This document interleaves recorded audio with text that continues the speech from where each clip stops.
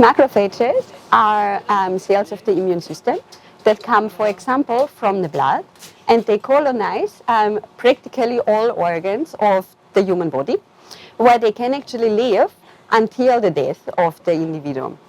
And what they do so far is they help the organ and the tissues to stay healthy. For example, they remove dead cells that accumulate over time and basically keep the tissue clean. Also, the second function of macrophages is that they contribute to immune defense. That means that they recognize pathogens that invade the tissue and help to eliminate them.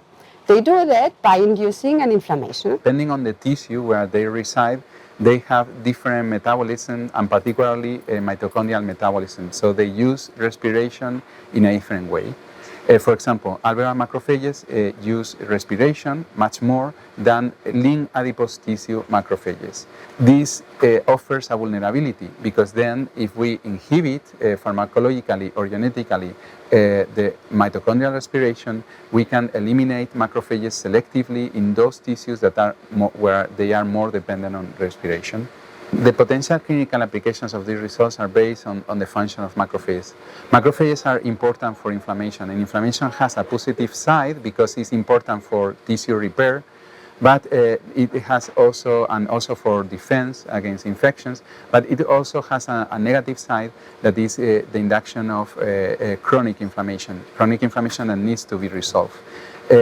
By using this strategy, by exploiting this vulnerability of pro-inflammatory macrophages that are dependent on mitochondrial respiration, we can inhibit chronic inflammation, and this can be of benefit for many pathologies that are consequence of this chronic inflammation, such as cardiovascular diseases, such as type 2 diabetes, or inflammatory other autoimmune diseases.